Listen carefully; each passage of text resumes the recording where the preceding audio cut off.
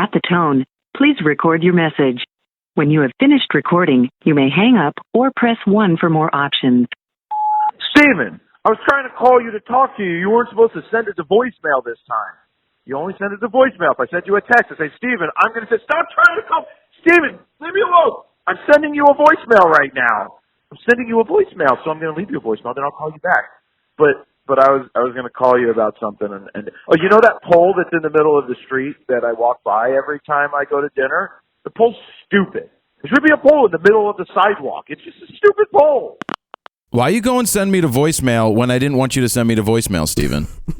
First of all, you called me like 45 or an hour before the podcast, and you haven't left a voicemail yet this week, so I assumed you wanted to leave a voicemail, so I sent it directly to voicemail. I gave you the asshole button. I had something to say. I had something to say to you. I never know anymore. I'm like, wait, is he trying to leave a voicemail, or should I actually answer and have a conversation with him? Well, usually when I try to send I want to do a voicemail, I text you and then call you. In the beginning, though, you would literally call me and then, yeah, like you just said, text me like as you're calling me, don't pick up. I'm like, how do I know not to pick up? It's getting to the point where my entire voicemail inbox is just all Jared Polin. Do you get voicemails from anybody? No, nobody uses the phone except you. Everybody texts these days. You're the only one that I know that's like a big stickler on like calling people.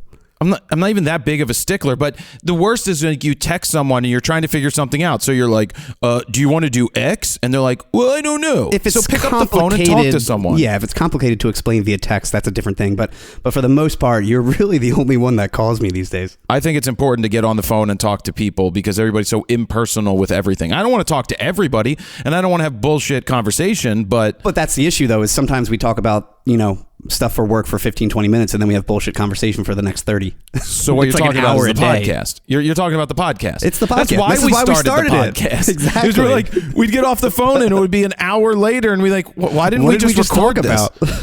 Anyway, welcome to RAWtalk episode number 53. Something different here is I'm going to tell you what we've got coming up. What to expect from RAWtalk 53, just in case you are wondering. We've got the Fro anniversary. We're going to talk about AI, generative AI from Photoshop. We've got a photographer suing a football player for getting run over, which they should have gotten run over. Film photography, and I'm sure a lot more that we will go off the rails on. But I do want to start with, I don't like realtors, and I don't like one specific realtor that shall rename what, Steven? Oh, they don't listen because I don't care. It's not going to be hard to narrow it down. Hey, I don't care if they listen. They're a shitty realtor. No one likes them. Is it nobody likes them or just you don't like them? No, most people don't like them. It's just there's a way to do things and there's a way not to do things. Okay. And let me just paint the scenario of what pissed me off at the last minute again. But I wasn't. You walked in on me on the phone call the other day and you thought I was going to be upset, but that wasn't me. That was show screaming, not because we were about to film for the rest of the day, and I'm like, oh, he's going to be in a bad mood. This is going to be bad, and you were actually fine though. I'm not. You sometimes it completely throws your day off if it really pisses you off, because then it's constantly in your head and you're thinking about it over and over. That's if it's something really, really, really bad. Well, and I wasn't sure what it was, so this was simple. Anyway, I bought property number 5, right? So that I closed on yesterday. I love your post, number 5. Yeah, number 5, and then I figured I should. You know what? I'm proud of it, Steven. It's not braggy at all. It's not braggy. It's fucking proud of it, asshole. Okay. What? Really? Huh? Fuck you. The balls on the realtor was the owner. So there's the owners live downstairs. They had renters upstairs. The owners already moved across country. The renters were moving out on the 30th and closing was the 31st. So of course they have some trash and some bed spring, mattresses and stuff that they were going to leave. And the realtor sends a message to my people, then they send it to me, and it says, just so you know, it was a holiday week, which means trash day is now going to be Friday instead of Thursday, so they can't put the stuff out. It's going to be in the behind the gate locked, and once it's locked, it becomes Jared's responsibility. Ooh. And this is their realtor telling me not asking how it's going to be. But not saying, hey, just so you know, it was a holiday. There's going to be a couple of bags of trash. Would it be a couple of things. Yeah. Would it be okay if you just move it to the sidewalk in 2 days? It wasn't that. So my reply back to my people to send to her was, send her this. No, basically go fuck yourself. It's your responsibility. Don't tell me it's my responsibility when I'm handing you a big ass fucking check for a big ass building, and you're going to tell me that it's my responsibility to remove your garbage from my property. It's your responsibility. Deal with it, or I'm not closing. I would have sat there and done that. I would have been like, I'm not closing until you move it. And they've also known about the closing date for how many months at this point? Like they knew it was going to be a holiday 4 months. weekend. Why not just throw it out the week before? Not even the week before, but come up with a way to get Go rid to of the extra. Philly dump. Yeah, that's it's what not I hard. said. That's what I wrote. It's about 10-minute drive from here, maybe even less, where they have the ability where you can take oversized stuff or trash that you didn't get picked up, and you show them your ID and you throw it right into a back of a truck. I go to my local dump. It's every Saturday from like 8 to 2. You can drop off like metals, like you said, oversized stuff, a bunch of trees and debris and stuff like that. It's not hard. It takes them a couple extra minutes to just drop it off real quick. Now I get maybe if they're trying to drop off a mattress and they don't have a truck or something like that, but rent something, figure it out. The point is, when someone is giving you a ton of money to buy something, don't tell me it's my responsibility that you're going to leave me trash, that you want me to move to the sidewalk. And I said no. And I was already pre-thinking like what she would say at the closing table. I was going to clap back. Well, come to the closing table and be like, are you really going to delay closing over trash? And my answer, my reply would have been, are you? I love a good Jared fight. No, it'd be like, are you? Like, I'm tired of being the one that always steps back and is like, just because you usually don't be the nice guy. Well, you know what situation we had around April 1st that we were dealing with, and my dad, I asked him what he thinks. He's like, well, don't you think long term it would be good? And I'm not going to say what it was. We can't say that. But long term, don't you think it would be good if you just gave in on this one? And the answer was no, because if you give in on this one, that gives them license to try and tell you what you can do. And the answer was no. And now we're on their shit list. So what? I don't care if we get knocked down 3 rungs on the trust ladder, Steven. That's not why we're here. Speaking of why You'll we're care here, when it bites us in the ass in the long run, though. it's not biting us in the ass, Steven. We'll It see. is not. It's not biting us in the ass, and I'm not worried about it, Steven. We wield a big dick. I mean, I know I do. I don't know about you. Hebrew hammer? What was that? Hebrew hammer? The Hebrew hammer. Yeah, the Hebrew hammer was actually a real person. I know. But it's not me. We met him. No, they didn't call him the Hebrew hammer. Oh, they didn't? No, what was his name? He's in jail now. Ron Jeremy. Ron Jeremy. The time I shook his hands were very soft. Do you know why? They're very very lubricated. Yeah, literally, he used lube with he used a lot of lotion and now he's in jail. Anyway, moral of the story, I don't like realtors. But that leads us, because I was just talking about not giving in. It's not going to bite us in the ass because it's not going to. So in Philly, I assume you can't put out trash until a certain time, like the day before, right? Unless you'll get fined or something like that. But yeah, it's like 5 p.m. the day really before. Because with for example, my neighborhood's the same way. I think until 6 p.m. the night before, you can't put it out. But hey, if it's something big or someone's moving, they just put it out a couple days before. It's not a big deal. I don't think anyone one's getting a ticket unless Exactly. someone calls it in. Like the time that asshole down the street rang our doorbell. I told this story. Hey, do you know your trash has been there for like 3 weeks, man? Well, the best part was we have a Ring doorbell, and I answer it while I'm sitting at my desk, and this kid's like, you have trash outside, and it's been there for a while. I'm like, hold on.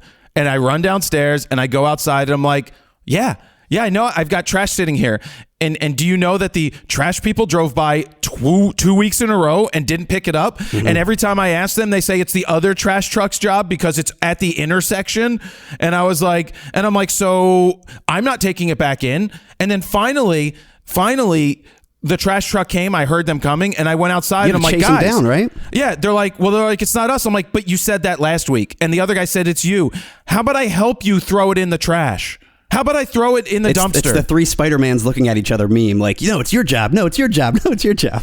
So I helped them throw it in there. I got some fucking back spray when I stood too close to the smasher as it smashed down It was fine. I didn't care. I just. But that's the washed thing. It's it like off. you're not throwing out objects that you can't typically throw out, like hard metals and stuff It was like just that. trash. It was just they happened to miss it every week, and the guy tried to make it seem like he was helping you out, like, hey, just to let you know. But the way he said it with his tone was like, hey, man, you've had trash there for like 2 weeks. And then a ticket showed up 2 weeks later. Did it really?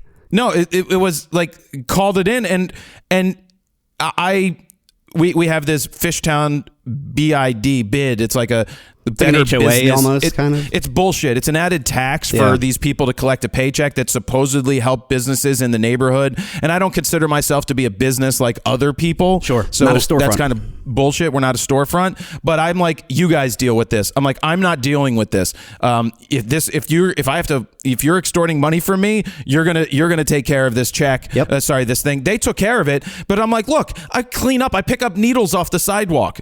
And just because there's trash out front, it's not my responsibility that someone else left it there. I'm not going to clean up every piece of shit. Anyway, can we move on, Steven? Well, real quick before we move on, I'm curious if I'm going to get dinged because I have my sprinklers running right now this morning, and it's supposed to be only on even days from like May 1st to September 1st or something like that. Because today's technically an odd day, but yesterday was also an odd day because it was May 31st, and today's June 1st. And I had my sprinklers going every other day because typically it's an even day every other day, so we'll see what happens. Oh my God, Steven. Wow. Crazy that's what stuff, happens. right? Crazy stuff in the suburbs. It's when you live in suburbia that they'll come around and be like, your flag is flying a little too high. Anyway, June 1st is today. We're recording on June 1st. You're listening to this after June 1st. June 1st is a very important day in FroKnowsPhoto history. It is. Because on June 1st, 2010, FroKnowsPhoto.com launched and the YouTube officially launched. Now, I was posting YouTube videos on the channel before that, but under Jared Polin with my purple background and other Fro logo at the time that said JaredPolin.com. Yeah. So it's been 13 years. Started. You can go on the Wayback Machine and still see the original website. I did. I went in the Wayback Machine and I sent that to Dan for Photo News Fix to make his life easier. Yeah. That was a pretty good website, actually, at the beginning. For 2010, yeah.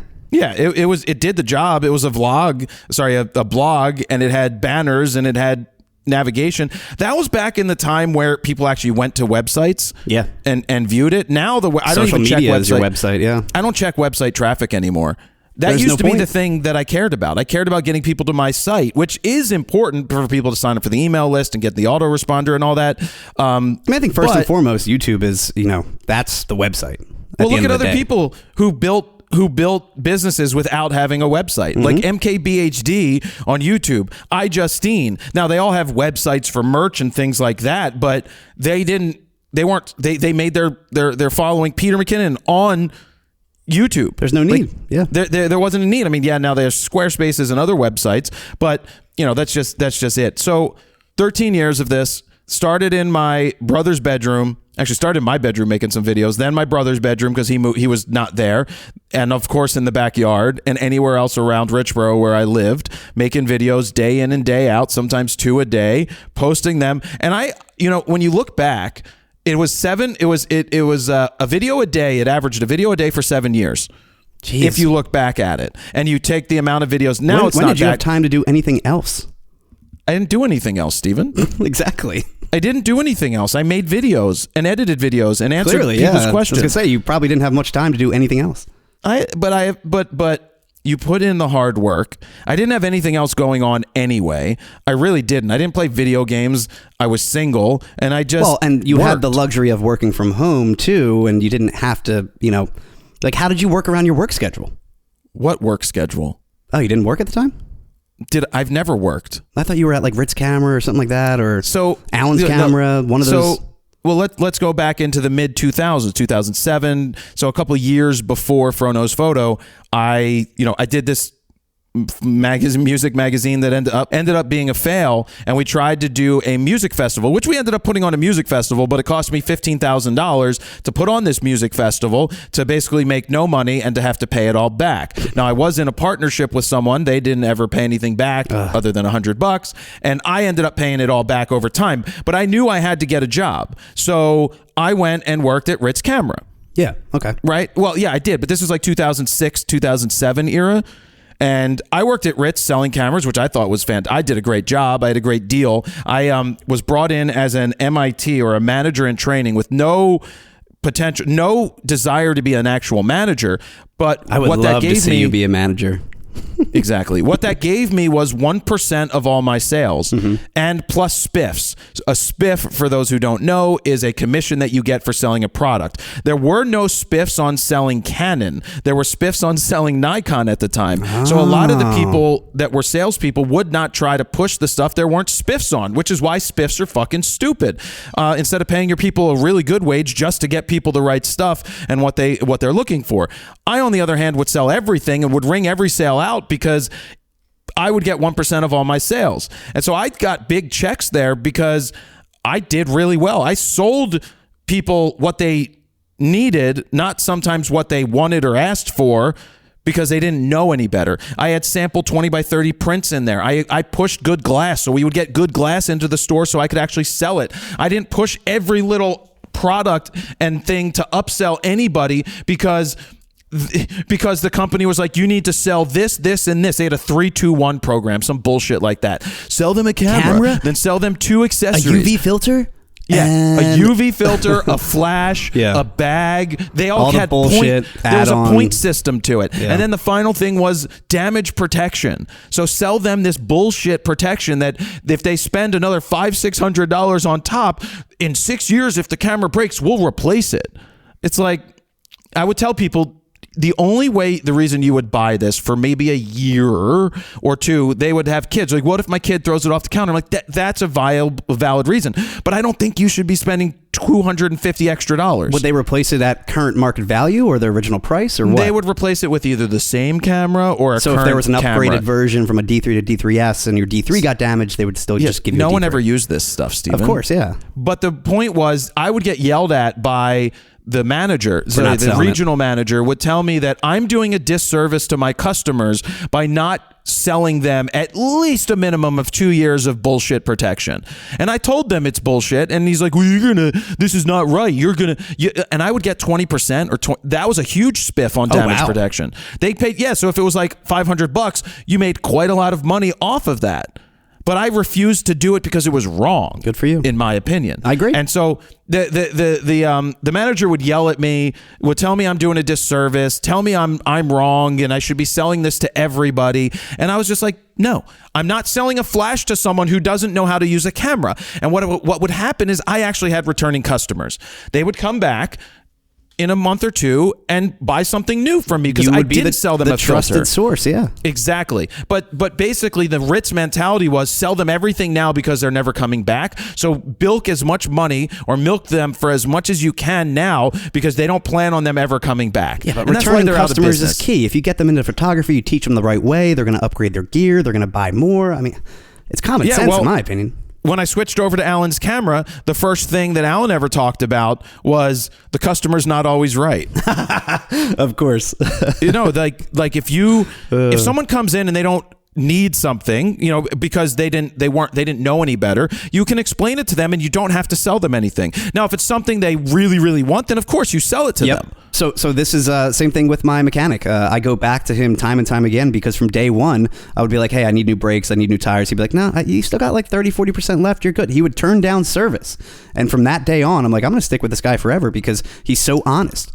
And I'm going to give him all of my service at this point. I'm going to tell other people about him. Keeps people coming back time and time again. Anyway, I worked. I paid back all that money. But you were asking me, did I have a day job? So you basically saved up enough, you're saying, to kind of take a chance and a risk. Not from that, but I started to do weddings.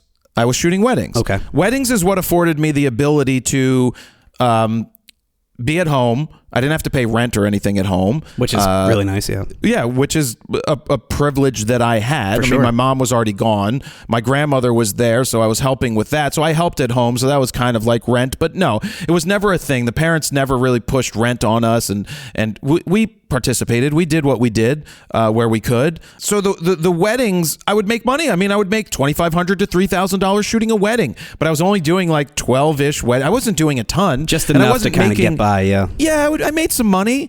I made enough money to start paying back that $15,000. Because clearly when you're doing, FroKnowsPhoto on YouTube every single day, you weren't part of the monetization program It didn't exist. Right? It didn't exist yet. Yeah, so it wasn't until 8 months you were in. dedicating your life towards YouTube and the FroKnowsPhoto website, but there was really no return, right? The biggest return came from Alan's camera. I've told the story before where Alan was integral to me getting a big chunk of change at the beginning. That's it. The way that it worked is that camera stores were every dollar they spent for this was Canon. So every dollar he spent on every $3 he spent on Canon would then allot the store $1 towards marketing and advertising. And so look, if you're buying 10 600 F4s or 10 400 2.8s at the time, you're starting to accrue a lot of money in this advertising budget that Canon will give you to spend. And so what would happen is Alan was so busy, and Alan did all the stuff himself. He didn't have administrative assistants, which would have been very helpful. This money would go away if you didn't use it in a certain amount of time. And so you would lose it. Use it or lose it. Alan said to me, Jared, if you can get Canon, because at the time, they did not allow for online advertising as one of the ways to spend the money. They wanted you to spend it on a newspaper ad. They wanted to spend it in a periodical, in a bullshit way. And so Alan said, if you can do that, I'll split the money with you, right? So whatever comes in, we'll split. And so it turns out there was like $48,000 that was going to disappear in money that he could use for an ad. So instead of spending it on a stupid ad in a newspaper that is not going to reach your target audience because it's segmented by people who aren't into photography, I went and started to email the woman who was in charge. And I started to explain, my name is Jared Polin. I have a YouTube channel. Here it is. I reach actual people, actual photographers. This is important because we talk directly to the customer. And so this is better targeted advertising. Obviously, it makes sense today. It's what everybody does. Of course. But back then, they didn't do it. And so I got them to agree to it. She's like, okay, we will pay for banner ads. They even designed the banner ads for me because the same people that would design them for the newspapers, they had them design it for me, and I put it on the website. And I got a check. But this couldn't have started right away, right? You had to build somewhat of a following for them to, put it on FroKnowsPhoto.com. Because what's the point if it's just some random website run by some guy that 10 people visit a day? But it wasn't, Stephen. Very early on. I'm talking like the first week, month, 6 months, whatever it may be. Even a year, I'll be there for you. Friends. I never even watched Friends. Really? Wow. No, I never did. So I got traction, Stephen.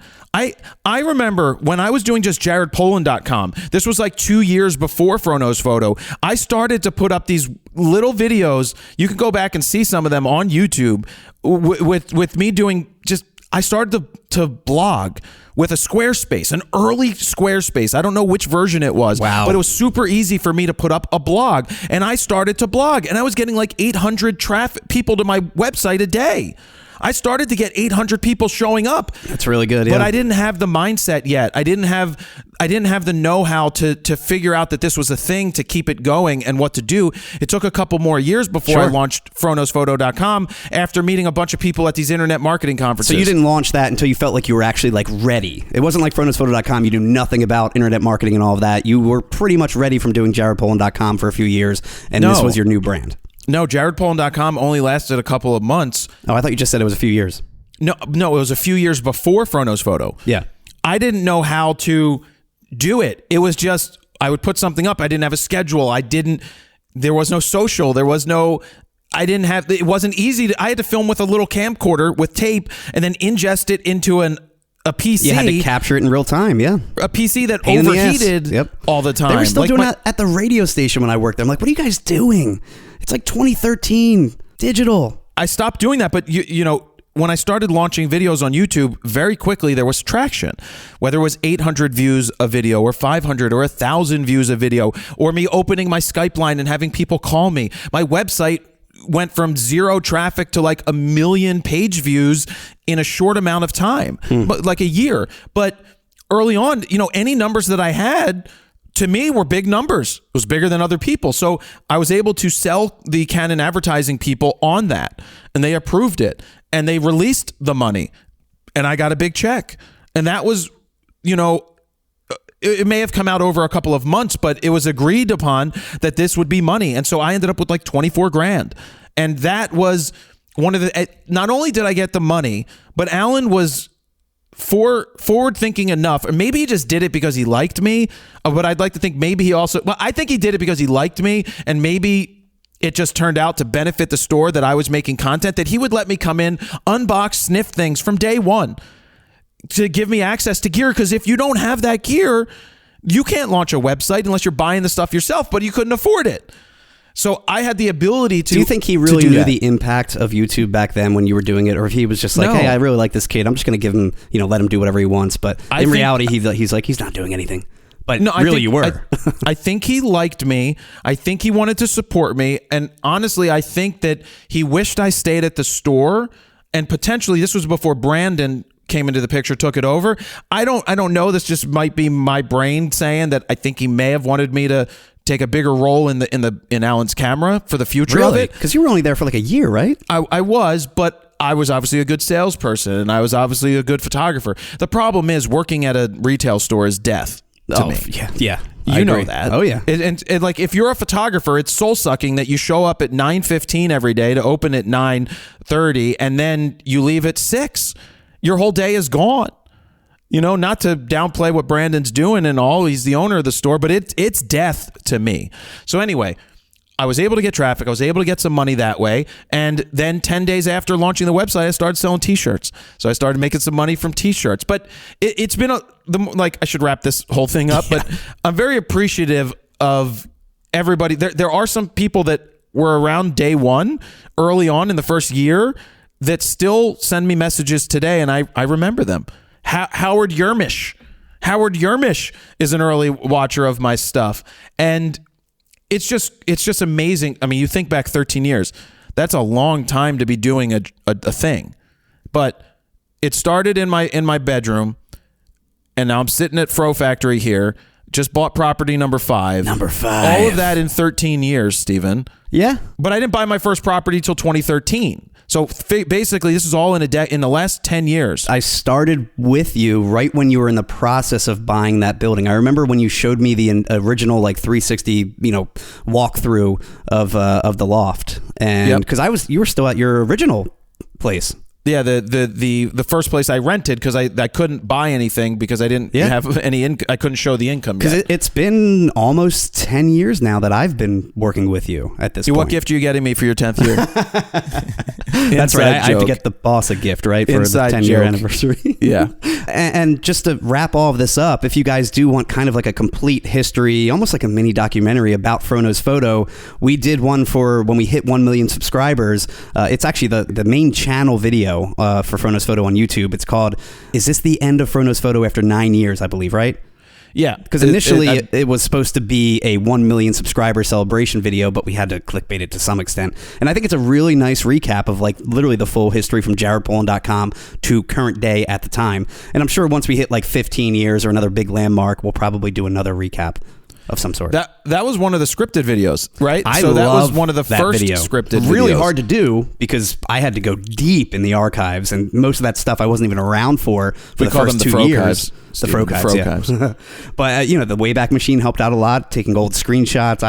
There's a lot of old screenshots of the original FroKnowsPhoto.com up there. I love that bluish color. Yeah, we went with a blue Surprised color. It wasn't purple. Yeah, no, the blue worked very well back then. Yeah. So anyway, it's been 13 years. Long way to go. Congratulations, man. Thank you. It's not every day that someone on YouTube can say they've been around for 13 years. No, there's not a lot of the people that have that continue on and evolve and adapt. I mean, everything changes, but it's been a long time, and I think a lot of the success or where I'm at is attributed to the fact that it didn't go viral early, or that I was actually a little older when I got some success versus being 19 and getting all this success and then not knowing how to handle any of it. I didn't have success for a long time on YouTube. It was just a slow build. that I thought having 5,000 subscribers was a big deal. Exactly. Right? But it was a community that you were building. And if you can have a small little community of your people, 1,000 people, like 500 people, those are 500 people that care and pay attention to what you're doing. Agreed. You can make that a thing. So that's that. Okay, moving on real quick. I just have a little thing I want to say about Succession. It ended. There's no spoilers. I'm not a spoiler guy. I just want to say that from day one, I thought it was an interesting show at the beginning. I agree. But I also never thought it was that extravagant or that great of a show. I felt it was slow through weeks, all the time, too much dialogue, and it was always a very slow build up to the way end, to the last episode, for sure. Well, so you haven't finished the series. I finished the series. Yeah, and I'm up to season 3. I finished all of season 3, but I have yet to start season 4. So I know some of the big spoilers, but obviously we're not going to say anything else on here. I just think I don't like it. I didn't enjoy the last season. Really? I didn't enjoy the show. I finished it because I finished it, but I just felt like it's just stupid. Too much dialogue in certain situations. And then I said that to a friend who was like, you need to watch this. This is the greatest show ever. And I'm like, why? And she's like, it's like a Shakespearean tragedy. It's based off of King Lear, where of course. You didn't know that, Jared? But I'm like, that's why it makes it I guarantee you the writers were like, let's do this off of the Murdochs from Fox. Yeah, I was going to say, isn't that talk kind about of their family based loosely and write on it? Yeah, but not sit here and say, oh, guys, let's write a Shakespearean tragedy and blah, blah, blah, blah, blah. And that's the stuff that it gets to me. I'm like, I don't get it. They're like, well, what you don't know about King Lear is that everybody dies, or it's a tragedy. And then these people don't have their family, but then they're all alone. And then they have all the money, but then they do this.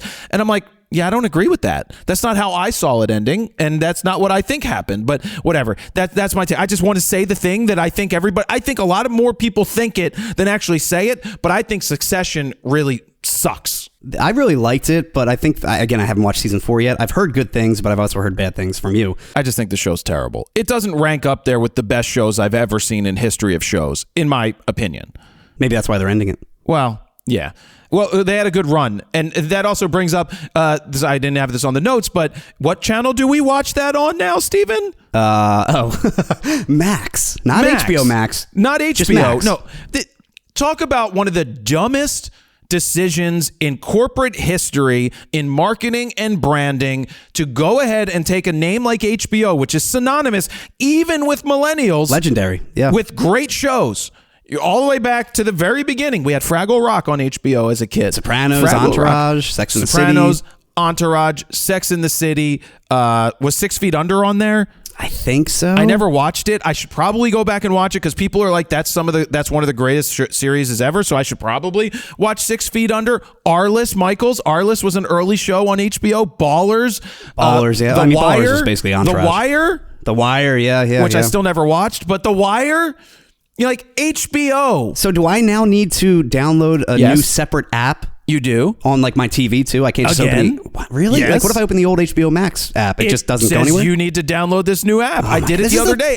Wasn't it HBO Go just 2 years ago? It was HBO Go, HBO Now, HBO Max, goodbye HBO, now it's Max. Oh my God. Talk about burning brand equity.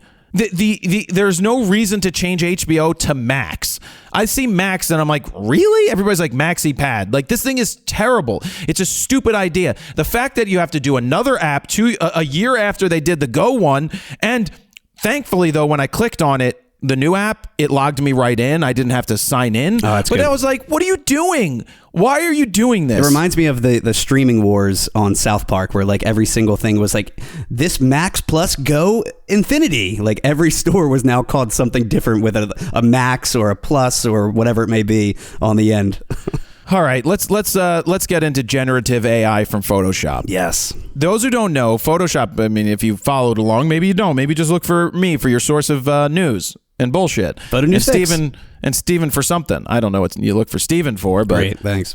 You're welcome, Steven. The new Photoshop beta came out, and it has something called generative AI.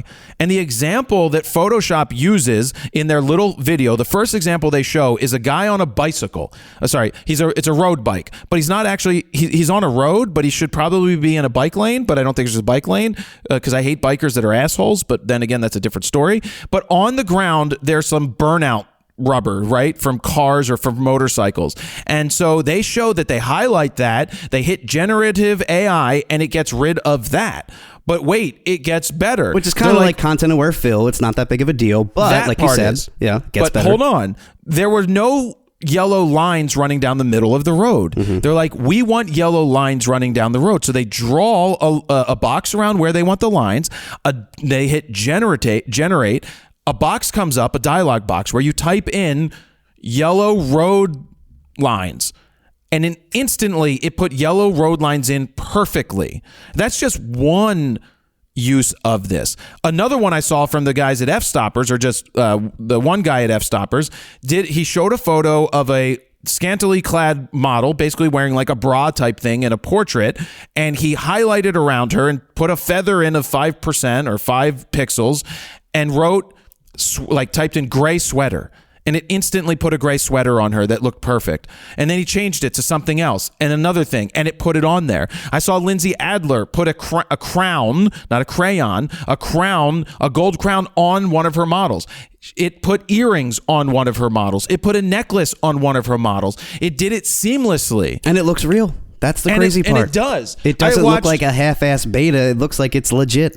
I see a lot of it going around the music world now with all the album covers that people are expanding upon. Like the Nirvana cover where the baby's swimming in the ocean, and then they expanded and made it look like there was a shark behind them, you know? Yeah, so the way that works is you can enlarge the area of your image. So let's say it's the Nirvana cover, because everybody knows the Nirvana cover. Yep. So you expand it larger, and then you say generate fill, and you type in like ocean with a shark, and it will read basically what the image is and then build around it and make it almost seamless. Is it perfect every time? The answer is no, but the F-Stopper guy was building off of New York City. Right? He was expanding New York City, and it was adding buildings that don't exist. Wow. And it looks seamless. So there's a use there, but it also, of course, brings up the ethical side of it. It's scary. It's scary because what are the paparazzi going to do with this kind of stuff? Well, right. So there's that. I mean, I personally and I'm not going to use it in a way of adding or taking things out of my own images personally. I'm just thinking, but it's scary also. Like, what if you take a headshot of a girl and you're like, put a naked body? You know, how restrictive is it? Well, you can't type in things like guns. Okay. You can't do nudity. Okay, because good. even if you do that, there's certain things that are not, you're not able to put in there. Good. But it's powerful, and this also goes back to people being all dicks about subscriptions for Adobe. Mm-hmm. This is what a subscription allows them to do: release these new features and give you so much power in your hands. There are so many things that you can do as a product photographer if you're doing advertising. I mean, advertising, you got to be careful. Where's the ethical line? Is something fake? Is it not real? Where is that?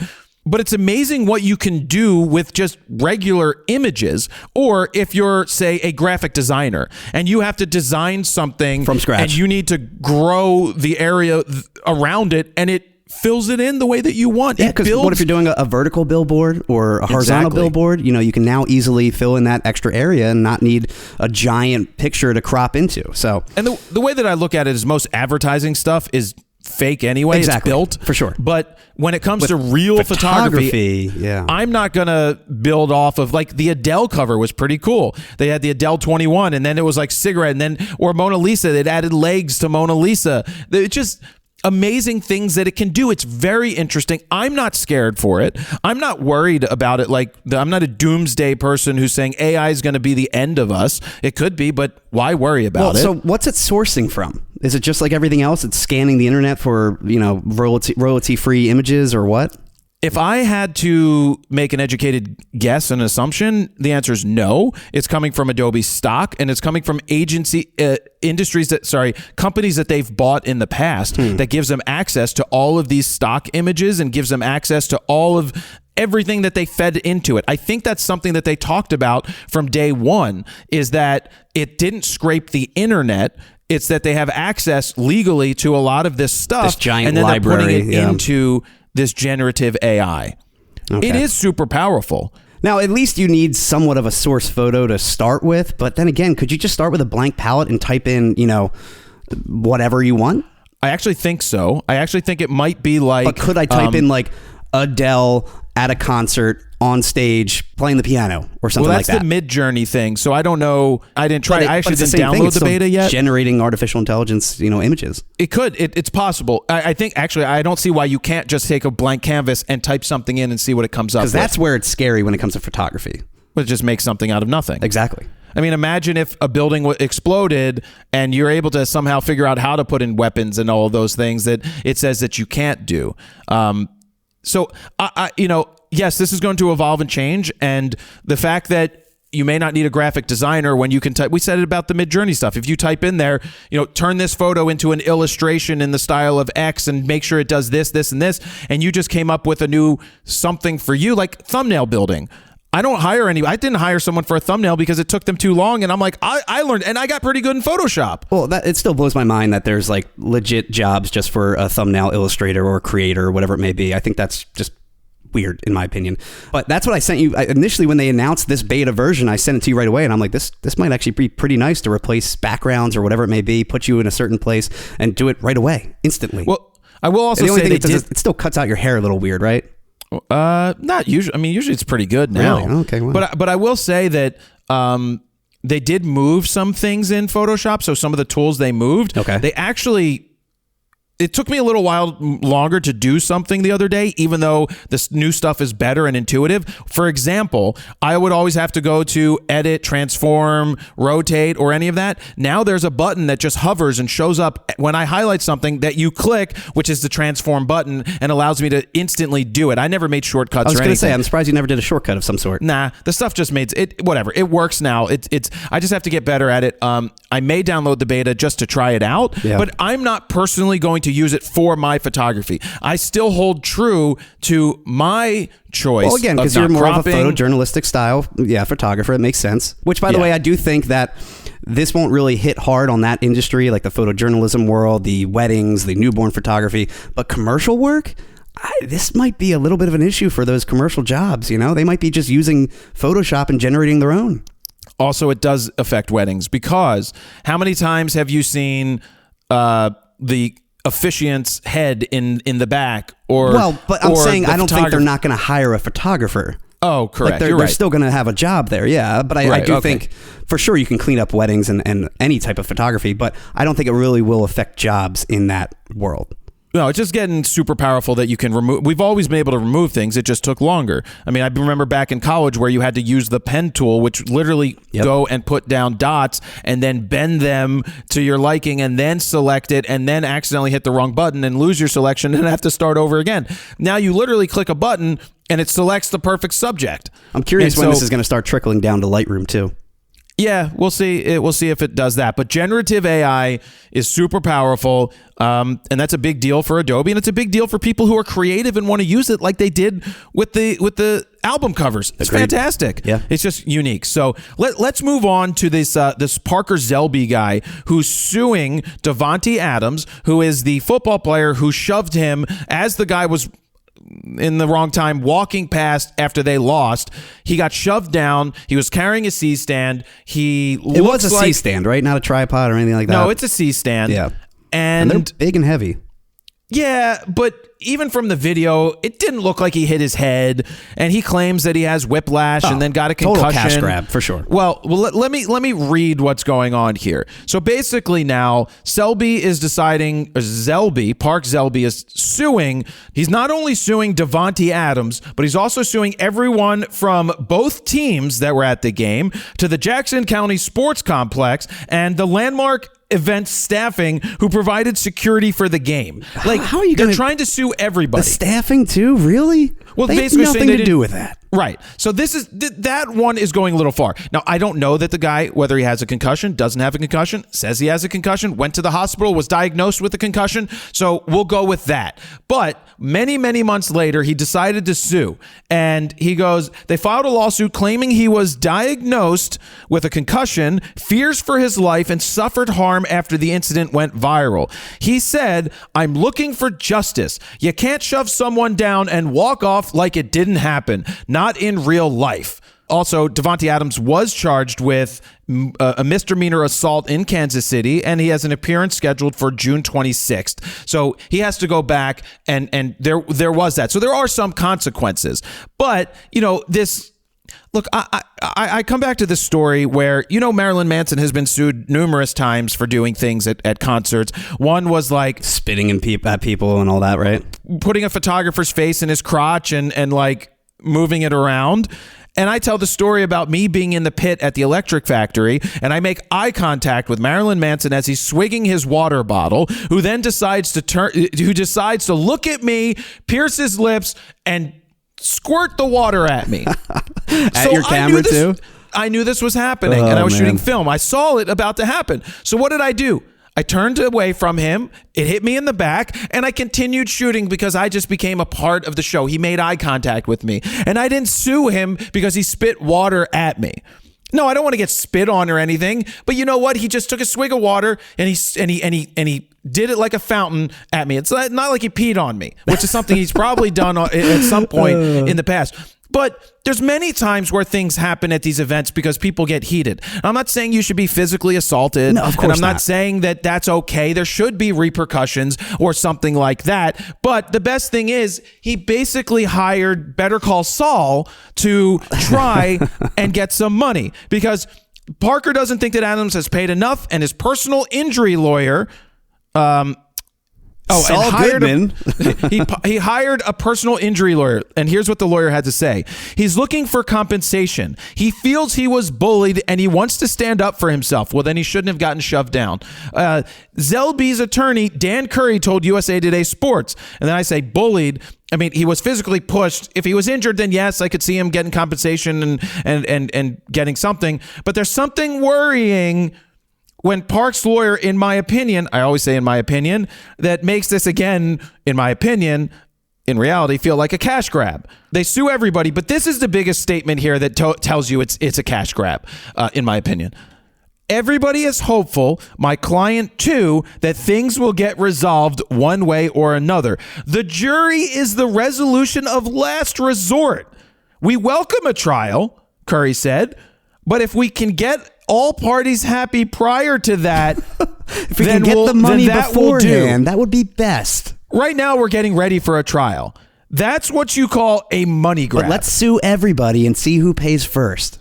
Right. And so that's what they're doing. Now, you might be wondering, how much is he suing for? And this is where it gets gray, because a couple of outlets, and I only found two, reported that it was $25,000, and all of the other reputable ones didn't say a money number. If you're going to do a cash grab, man, you should at least ask for like $250 or something. There's no way, Stephen, there's no way that it's 25 grand. It can't be. Because it's not even worth going to trial. If it's 25 grand, Davante Adams would be like, here's a check, go the fuck away. It's like $25 to him, yeah. Well, but then that also means that Park would only get 40% of that, because 60% is going to the lawyer to go buy a fucking Leica and a Porsche, but not for $25,000. So it's probably not even worth the lawyer's time too, for that kind of money. Lawyers are dicks. Not all lawyers, but the Better Call Saul style lawyers are absolutely dicks. The more the scummy, yeah. I doubt it's $25,000, and I couldn't find the actual number because I'm not going to pay for like the legal. I mean, actually, maybe we could find the legal document. I didn't. I'm sure it's public record somewhere. Yeah. None of the news websites had it, and there were like 6, 7, 8 sites that I read. 25 grand. That does not make sense at all. It's probably 250 grand. I think, obviously, in my opinion, I think this is a money grab, and I think it's based off of the things that the lawyer said, like, we don't want to go to trial, and we hope that we resolve this beforehand. But if we do need to go to trial, we'll go to trial. I mean, I did see stupid. He was saying something like a lot of fans got his address and identity and were threatening to kill him, and he stayed away from his apartment because of that. So I see it affecting his mental health and his life in general, but I mean, in terms of him getting a concussion or hitting the floor hard, I don't think that happened.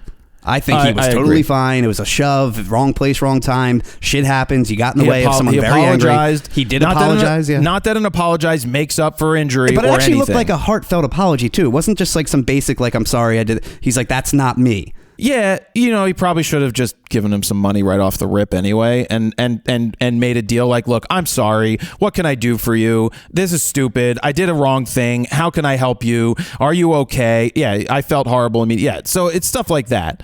That he could have done. I just think if this wasn't an actual NFL player at a legit NFL game, this would have never happened. If this was just some local high school thing and someone got shoved and pushed, whatever, it's not a big deal. But the fact that he can get some money from him, yeah, I mean, if it was a high school thing, then, or I should say college or something. Yeah. I can't find any information. Like, I really looked hard to find this $25,000 thing, and I only saw it in one or two news articles, and I don't know where they got that from. So, whatever. Shall we move on, Steven? Let's do it. Just remember, if it's shot on film, it's automatically better. And remember, if it's shot on black and white film, is poorly exposed, composed, and grainy, and you didn't develop it yourself before having it scanned and shared online while telling people doesn't film just look so much better, is it really art? A few days ago last week, I went on a little bit of a film rant on some things. No. I did. I went off on film photography and how people are doing it. And unfortunately, Peter McKinnon went ahead and posted a video an hour after I did all that ranting that was focused on film. And so someone must have sent it because, it kind of might have looked like I was ranting on him, which I wasn't doing. And I told him that. But I was like, as soon as that came out, that video, I did make another post. I'm like, guys, the stuff I said an hour ago before this was posted was not directed there. What he's doing is actually trying to do whatever. So I did that. But the reason I brought up the film ranting thing is I started to get, I got some rolls processed that I bought in Paris. I didn't take a film camera to Paris. I was in Paris and I was at a rummage sale, and one camera had film in it, 35 millimeter. And then there were two rolls of film that were already rewound at another place, and I bought those. I figured, you know what? Maybe they were shot. I didn't think they were going to have anything on it, honestly, because I probably thought they weren't, but there's no way to know until you actually process it. Yeah. So I go to my guy's store, Newtown Camera, which I've gone to like 20 years. He's got his processors running. He loads the film up. He runs it through. Everything comes out. It was never exposed. Blank. Unfortunately, they were just rewound. It didn't have anything on it, so whatever. But he started to tell me some stories about people coming in who, he had one girl come in who took a cross-country trip and took a roll of film and was super excited. She hands him the film canister. He then takes the film canister back, because what you do is you take for those who don't know, you pop the film canister off. By the way, my brother used to steal my film canisters, my leftover ones. Do you know why? Why? He used to put his weed in it. I was just going to say. But I'm like, I don't think your brother did that kind of stuff. And did you know that was a big thing for dealers, man? Well, they would always have it in film canisters. Fuji film canisters were clear plastic, and Kodak film canisters were black with a gray top. Oh, I remember. I'm just letting everybody know. This is the education we're trying to do. So he takes the lid off the film canister holder where the film is. He takes it out, and the film is inside. It's not inside the film canister. It's what's the thing called? The cartridge. The cartridge. Wait, so you're saying it was just wrapped up in the canister? It was just wrapped around the cartridge. So she had to actually like pull it off the cartridge and put it in there, or she pulled it right? out of the camera without rewinding it, which is a rookie mistake. Because she didn't know how to, because she probably counted to 24 or 36 and then was like, well, it's done. Let me open the back and pull it out. Oh my God.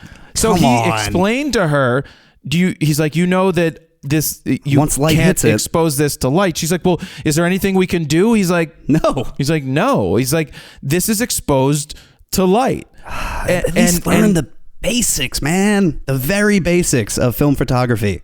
So she didn't know it was sensitive to light. Then while I was standing in the store, a woman came in. She's like, yeah, I just got a film camera. It can do half shot and everything. He's like, have you used it before? She's like, no. He's like, okay. He's like, what speed film? She had no idea. So he just gave her a roll of 400, and it costs like $18 with tax for a roll of That's film, how much by it is the way. now? Yeah, it was something like that. It's like $3 back in the day when I worked at CVS. I know, but he explains to her, he goes, he's like, do you know that when you load it, you close the back, you can't open that back again, or your film will be exposed to light, and you have to rewind it. He's like, if you don't know how to rewind it, just bring it back to me. I'll make sure it's fine. So that, don't do anything. But she's like, no, I didn't know, which got my brain thinking, wow, do I need to go and start making some beginner tickety-tock content explaining the very fundamentals of basics? Because we saw maybe we do. Well, one of the models that we work with was loading film, and I showed it to you the other day. She put it in and she wound it, took a picture, wound it, took a picture, all with the back open. Exactly. Now, when I mean taking a picture was you always burned one or two when you closed the back, because that would move the film enough from the stuff that was already exposed to light. Here's another thing, what I guess most people don't realize. Your film would go on the left of the back of the camera. You would slide it across the back into the right, where it had a film pickup spool that your film would wind around. So as you took a picture, it would wind it, and all of your exposed film would end up on the right-hand side. But when you're done, it has to, Jesus Christ, Stephen, this is the fundamental basics that my brain hasn't thought of for a long time. Which we literally did a how to load film into an SLR video 10 years ago. It was one of the first 10 years? 10 years. It was one of the first videos I did with you. This is from May of 2013. So literally almost to the day 10 years ago. And it's just you loading a roll of film. Now it only has 33,000 views 10 years later, but like I guess we need to do videos like this again. Like, or do we? Because back then film was really pretty much dying off, and now it's coming back. Well, I don't know. It's not really. I just say it's not coming back just because people are being more boisterous about it. But let me just say, so the film ends up on the right-hand side out of the canister. You must rewind it, and it goes back into the canister fully. And then you take it to go get developed. Now, Kodak, near the end of the film era, decided they wanted to come up with a film that they marketed it as never touching the air, which was wrong because it was a lie. It was just a marketing ploy. The APS-C was just called APS. Advantix. It was just APS Advantix film. Yep. It was all in a smaller canister. It was like a mini cartridge. It was 24 millimeter film instead of 35 millimeter. So it was smaller. So the aspect ratio was very weird. Well, it was still 2:3, but it was 4:7 instead of 4:6. But it was, or you could do panoramic. Well, but it was still regular size. But what APS Advantix cameras allowed you to do is do 3 different films, like shoot 3 different ways. Mm-hmm. You had the regular aspect, slightly wider, 4:6, 4:7, and 4:12, I believe. And 4:12 was the panoramic. And so it would put down like these bevels, and then when you printed it, depending on the store you went to, they would print it on 8x12 and then have to cut the top and the bottom off. See, mine didn't do that. I could still. You did it on 4-inch paper. My Noritsu would actually know. It would read the cartridge and say this had to be a 4x12 print, a panoramic print, or a 4x7, or whatever it may be. And I would always ask the customer, would you like to have normal 4x6s where I could crop it in, or do you want to have 4x7, which is the full width of the shot that you took? It just used more film actually when you did that, but no matter what, it usually always took a 4x7. I think it was still what I have one downstairs. I know you have to tell the camera. I have a DSLR. I have a Pronia S or a Pronia I or whatever it is, a Nikon DSLR. Sorry, SLR for Advantix film. The issue with APS film, though, was that it was just so damn expensive. It was like $15 a roll at the time, while regular cartridges were like $3, $4. It was just so much more expensive, and it was more expensive to get it developed as well. Well, because if you're using a 4x12, that costs more to print. Exactly. And they charge you more for a panoramic. And sometimes the computer would mess up because I had those little notches on like the left or right hand side of the cartridge where it would say whether it was processed or unprocessed. And I'd have to use a special tool to like force it sometimes. It was a yellow tool that was round with a thing on the end. And that's how you did the switchy thing. Yep. Man, well, so what people don't know is days. Well, what people don't know is they Kodak always said that this film never touches the air. Well, when you hand it to Jim, my guy at Newtown Camera, he goes into the back, and there was a machine that you would put it into. You close the lid. You had to put out the leader cartridge. Oh, that's right. You had to put it into a blank cartridge, then roll it through with the leader card into the film processor, and then roll it back using the machine into the cartridge. That's right. You had to switch cartridges. Yeah. And then at the very end, it's still it's still there. And then you have to rewind it back into the cartridge. Anyway, the moral of the story here is, yes, Peter's been doing a lot of film videos. And my whole take, like he shot, no, he didn't shoot the Angels and Airwaves that way. He went to Paris. He went to Paris, and some of the pictures for Paris are good. Like the black and white stuff is really cool, and I like it. And he makes the points. He's got a great eye. Well, the points that make all of the sense in the world are the same things that I always say. It slows you down.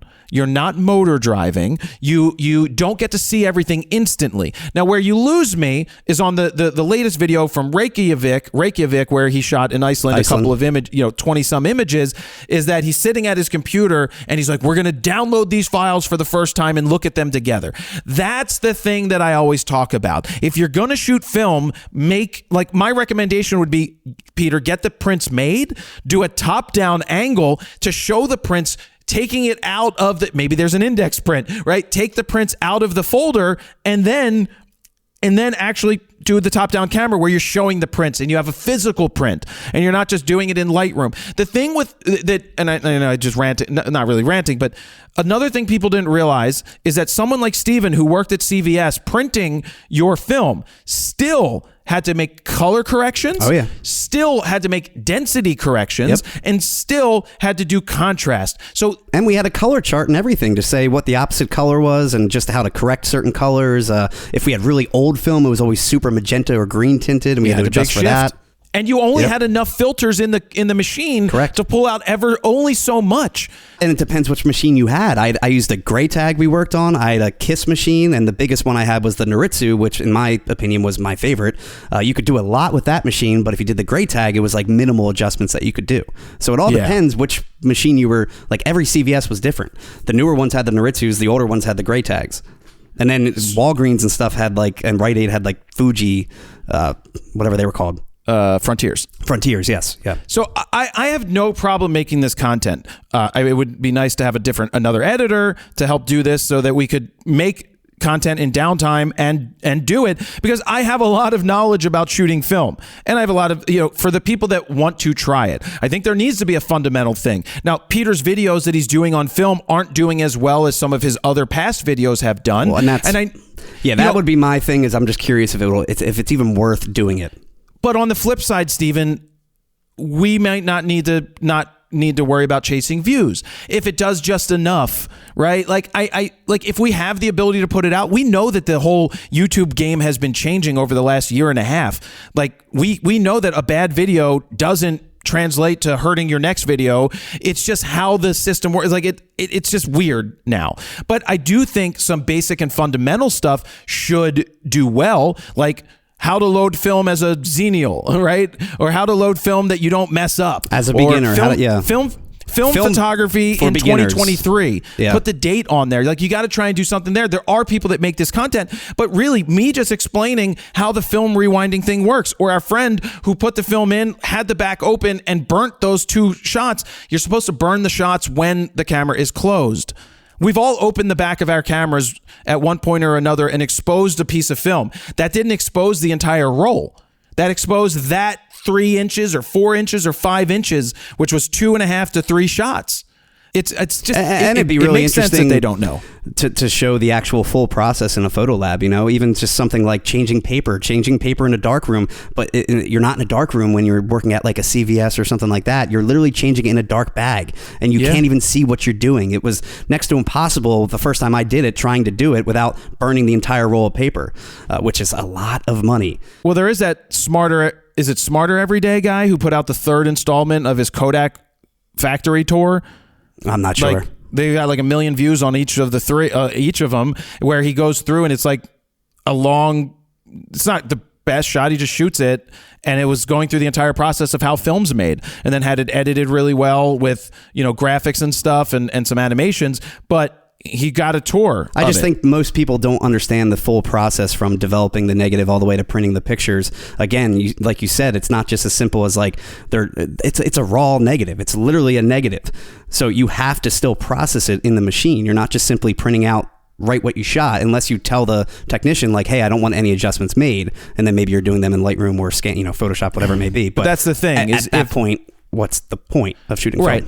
I get the slowing down thing. So one of the things you can do if you want to try and shoot like film is you can cover up your LCD screen, or if you have a mirrorless camera, you turn off the exposure simulation. Correct. So that it just is a bright viewfinder like you think it would be. Basically like using an OVF. You have to use your meter. You have to then, what I would suggest doing is, one, you cover up your screen. You turn off image preview. If it's a DSLR, it's much easier. But actually, you know what? I'd rather have people go back and buy some vintage DSLR and shoot old school. But, like what we did with the D1X? Right. Well, yeah, but limit yourself to one shot. Don't motor drive. Don't look at any of your results. Set it to one ISO, because you can't change ISO of your film once it's in the camera, right? You can't do that. And that's the challenge. Now, where I like what Peter did is that Peter took a fully manual camera. This was really what the rant was about. And it wasn't about him. It was about people that take point and shoot film cameras and go and shoot. Because, this was the other story. Probably now it's coming back to my mind because this was a couple weeks ago where Jim at Newtown Camera was saying kids are buying a ton of disposable cameras. So they come in and they spend like $18 for a disposable camera. They go and shoot it. They bring it back. He charges like $14 to process it. Then they only want a link to Dropbox for the files. So it's kind of stupid. It's kind of like you just took digital pictures. And again, that's like what I'm saying is I get the process and feeling of using a film camera and, like you said, slowing down, but it's the after process of developing it and then just scanning on your computer that kind of that's what is my issue with shooting film. But I do understand the feeling you get when shooting film and slowing down. Of course. And, seeing life differently. The thing that I liked what Peter was doing is he took a fully manual camera and went through the process of manually focusing, manually setting the exposure based off of a light meter, and going through that process. If you want to shoot film, my recommendation is you pick up a Pentax K1000 or any film camera that works and try to set everything manually, and that is the experience that you're trying to go for. It's not going to be perfect, and again, just because you took it with film doesn't automatically make a bad picture a good picture. The point is, if you want to shoot film, do it the old school way and shoot film. Yeah. Don't get a point and shoot camera that does all of the work for you and is literally just taking snapshots. Do what Peter did. Learn to do it that way. I mean, it must just be for like the thrill of like, oh, what did I shoot? What's going to come out? What's going to be underexposed? What's going to have some light leaks or whatever it may be? Maybe that's why the kids are into the disposable ones these days. But we just forget, Stephen, that they're 20. Well, that's what I mean. They've never experienced how much of a pain in the ass it was to shoot film and develop it and process it, and how expensive film is. But it's unique and different. So it's fine. It's unique and different. This has gone on throughout history. It's the same with records, vinyl records are stupid. Don't even get me started on records. Well, I was listening to my friend talk about his vinyl record collection the other day. He's like, man, it's just like, it slows you down, and it's like, you put it on, I clean my records, I have an anti-static brush. You got to flip it in between. And he's like, and then you got to listen to like a whole album. I'm like, I got Spotify. But you also need really, really good speakers to make it sound good. He said he had a good system. Because a lot of these, millennials or Xenials these days have that like Fisher Price Crosley record player that's $60 on Amazon, and it's playing on these like tiny little speakers and a terrible needle. Exactly, and that's damaging the record. Yeah, yep. So it's different if you're an audiophile and you listen to records, but yeah. It is a big debate, and I think that the answer would be if we did have the ability to have that other editor and shooter, that it is possible that we could get more out, and then I would be okay with putting out a film video on YouTube. I'm not going to do it tickety-tock style. I don't want to do the cut down. I don't want to do a short. I think shorts are dead on YouTube, and I think Reels actually are going to live on. Reels are fine, and I just don't do TikTok at all. I deleted it for many reasons, but I don't care if it goes viral over there. I just don't care.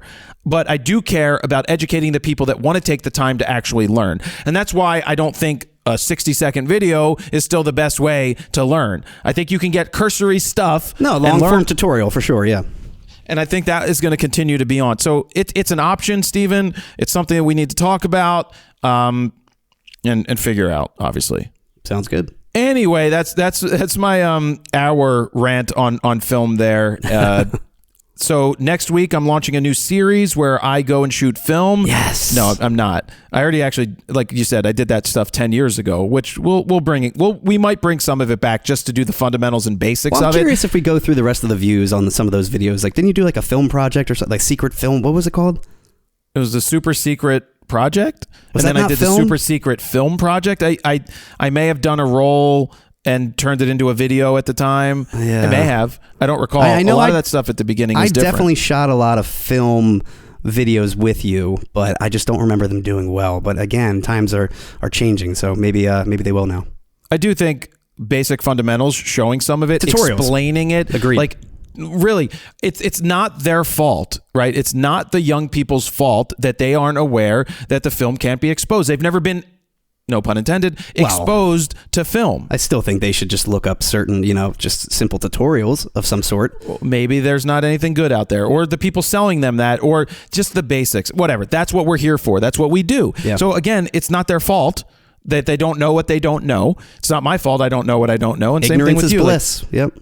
Yeah. So you can give us some feedback to 313-710-9729. Let us know what you have to say. 313-710-9729. So you could text us at any time. Steven reads those. I read those. I send happy birthday greetings when I can. And as always, try and leave a review for us. Written review on Apple Podcasts. Rate us 5 stars if you can on Spotify. If you really like the show, it does actually help. Yeah, on iTunes, like we could use positive ones. It seems that people like to just leave negative ones. Well, it's either 5 star or 1 star. Well, but that's okay for me. I rather, as my dad always says, love them or hate them. Better to make 50% of the people happy, 50% of the people not happy, than have 100% of the people not give a shit. Sure. Right. So it's not that I don't care. It's that we have our style. We are going to go off the rails. And if you can't stand that, or if they're, I talk about something that you are offended by or aren't into, so be it. It's called RAWtalk for a reason. This episode 53. Right? It's 53? Yeah. It's a whole year. Last year was the last episode was the entire year one. Yes, sir. We did it. We did one every week. Now, we may not do one back in December coming the holidays. That may be different. Those never do well. Yeah. So we may end up doing that stuff whole there, 2-3 week period that you can see weird. a big dip in views or listens. Anyway, we're going to call it a day, guys. Thank you for 13 years. If you've been around that long, thank you for however many years you've been around. It's been a long way, and whatever. We're here, and this is what I do. Quite a journey. What I do. Yeah. I don't know what else I would do. This is what I do. I buy buildings, Steven. No, just kidding. Number 6 coming soon. I have no plans on number 6, but I did check the money reserves. I have no plan on buying another one. For now. For now. I said that last time I bought Exactly. when I bought the other one, and then the one before that. So let's call it a day. Thank you very much for listening, everybody. Jared Polin, FroKnowsPhoto.com. See ya. Bye.